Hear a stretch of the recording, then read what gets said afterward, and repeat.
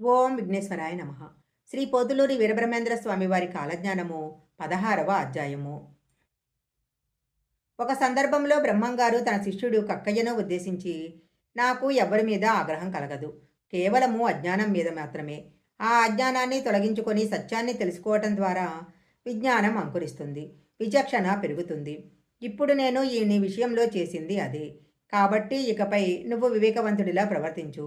జరిగిన దానిని గురించి మర్చిపో అని జవాబిచ్చాడు.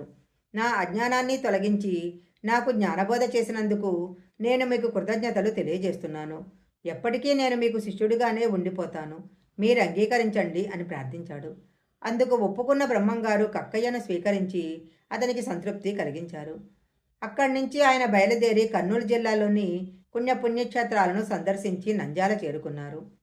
నంద్యాలలో విశ్వబ్రాహ్మణులలో సంపన్నులను పాంచాననం అని పిలిచేవారు. వీరు చాలా అహంకారంతో ప్రవర్తించేవారు.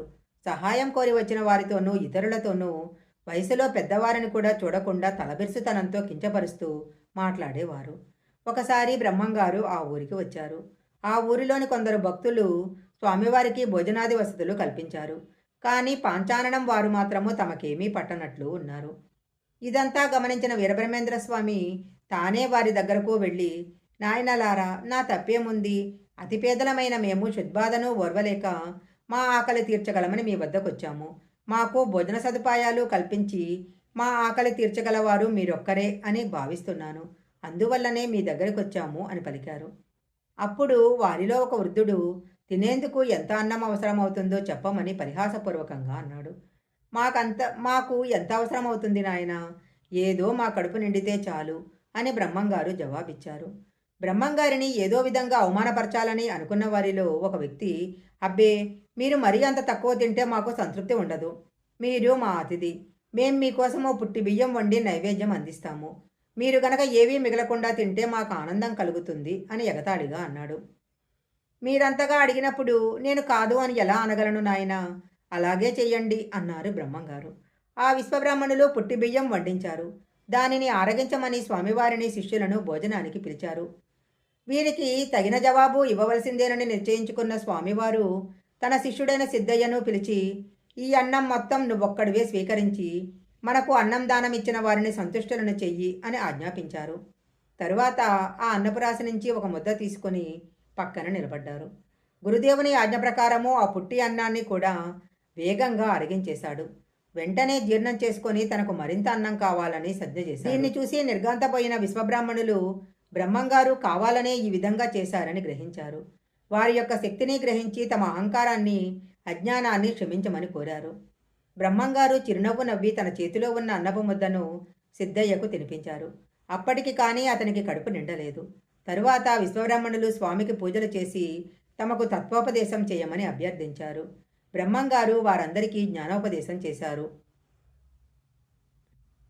తరువాత స్వామివారు అక్కడి నుంచి బయలుదేరి అహోబిలం చేరి అక్కడ ఉన్న శ్రీ లక్ష్మీ నరసింహస్వామిని దర్శించుకున్నారు. అక్కడి నుంచి మళ్లీ బయలుదేరి కడపకు చేరారు. కడప నవాబుకు తన రాక గురించి తెలియజేశారు.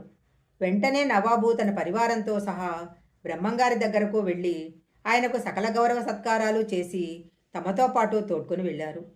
బ్రహ్మంగారి మహిమల గురించి విన్న నవాబు ఏదో విధంగా స్వామివారి మహిమలను చూడాలని నిర్ణయించుకొని స్వామి దగ్గరకు వచ్చి మరుసటి రోజు కచేరి ముందు ఉన్న మైదానంలో జరిగే సభకు రమ్మని ఆహ్వానించాడు.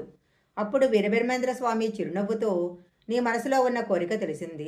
నువ్వు అనుకున్న దానిని నేను నీకు చూపించగలను అని చెప్పి పంపించారు. తన మనసులో బ్రహ్మంగారి మహిమను పరీక్షించాలి అనుకున్నట్లు ఈయన ఎలా కనిపెట్టారో అర్థం కాక నవాబు విస్మయంలో వినిగిపోయారు.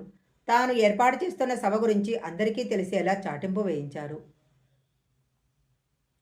మరుసటి రోజు సాయంత్రం ప్రజలందరూ సభాస్థలం వద్దకు చేరుకున్నారు. వీరబ్రహ్మేంద్ర స్వామి తన శిష్యులతో సభకు వచ్చి ఆసీనులయ్యారు.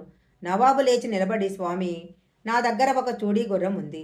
అది ఆడగుర్రానికంటుందా లేక మగగుర్రానికంటుందో తెలియచేయండి అని కోరాడు. స్వామి చిరునవ్వుతో గుర్రాన్ని సభకు తీసుకురమ్మని కోరగా నవాబు స్వామివారి ఎదురకు గుర్రాన్ని తెప్పించాడు. స్వామి ఆ గుర్రాన్ని చూసి, దీని గర్భంలో 4 తెలుపు రంగు కాళ్ళు, నొసట చుక్క, పువ్వులతోక కలిగిన మగగుర్రం ఉంది. అలాంటి వింత గుర్రమే జన్మిస్తుంది అని చెప్పారు. ఆ మాట విన్న తర్వాత కూడా నవాబుకు ఉన్న సందేహం దూరం కాలేదు. శ్రీ పోతులూరి వీరబ్రహ్మేంద్ర స్వామివారి కాలజ్ఞానము అధ్యాయం 16 సమాప్తం.